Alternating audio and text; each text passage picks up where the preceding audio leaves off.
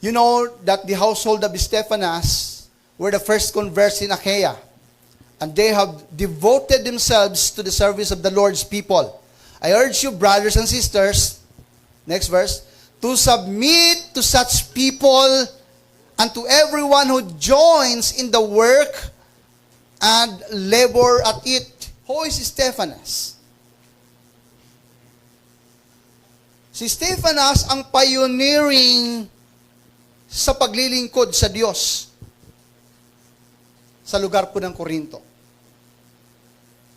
That's why Paul was asking the Corinth to be in subjection to these men, not because of any position, but out of respect for their maturity and their work for the saints. In verse 17, ganito yung sinasabi ng Bible. 17, it says, I was glad that when Stephanas, Fortunatus, and Achaicus arrived, because they have supplied what was lacking from you.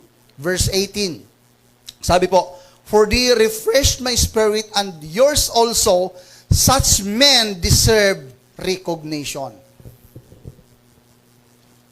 Amen. Mayroon pong submission at mayroon pong recognition. At mahalaga po ito, mga minamahal kong kapatid. Submitting to one another out of respect, na minsan dapat may respeto po tayo. Especially sa mga naglilingkod sa Diyos. Who is Stephanas again? He was a worker and a pioneering sa church ng Korinto. Kaya yung sinasabi po dito ni Pablo, irespeto ninyo, mag-submit kayo sa kanila.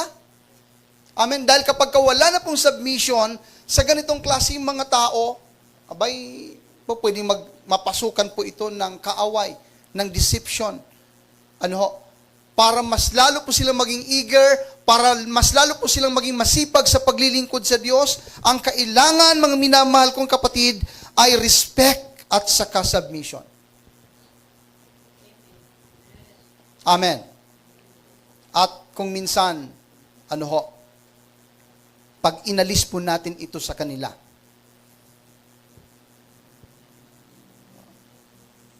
pwede pong maraming mga negatives na mangyari. Isa sa dahilan sa iba't ibang mga churches, bakit maraming mga nagre-resign na pastors, it is because of this problem. Yung ibang mga lingkod ng Diyos ay simple lang ang kanila pong kaligayahan. It's about respect. And the word submission. Amen. Na kapag ginawa po ng mga Kristiyanong ito, mga minamahal kong kapatid, ang nire-require po ng Bible, ang inihingi po ng Bible, magkakaroon ng kaayusan, magkakaroon ng tamang spirituality, magkakaroon ng tamang flow ang ating pong paglilingkod sa ating pong Panginoon. Ma-overcome po natin ang lahat ng mga gawa ng kaaway. Dahil kadalasan, ang kaaway ay nagpapasimula sa kaguluhan. Yung tinatawag pong disorderly. Pagka may mga pagkakataon na mas pinaniniwalaan na po natin at pinapaboran ang nasa labas or ang mga negatives na nangyayari sa ating pong church, yun po yung umpisa ng kaguluhan at malaking problema sa marami pong mga simbahan. Kay Pablo, hindi po option ito, mga minamahal kong kapatid, kundi mayroon siyang command sa Corinth na yung mga taong ito na nagpagal, balikan nga po natin, verses 15, nagtrabaho, nagpakapagod sa inyo, sabi niya, submit to them. Respect to them. Amen. Dahil kung hindi nyo magagawa yan, hindi kayo kaluluguran ng Diyos. Ministry is not about competition. It is about completion. Amen.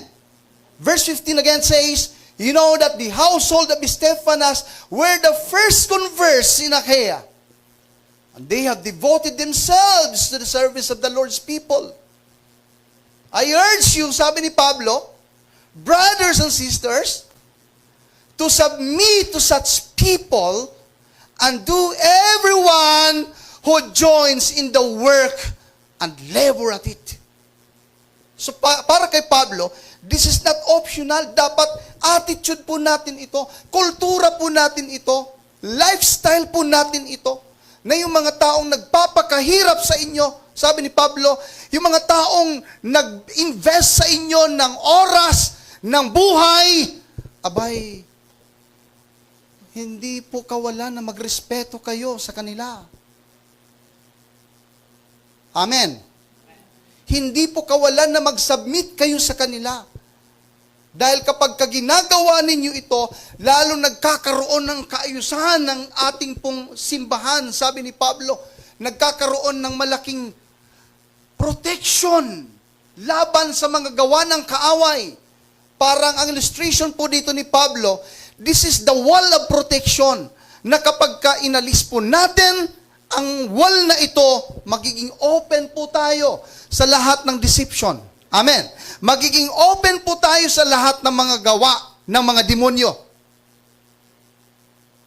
Believe me, mga minamahal kong kapatid, ang mga dahilan ng mga kaguluhan at pagkasira ng marami pong mga churches, dahil inalis po nila yung wall na ito ng protection. Ano yan? Respect and submission.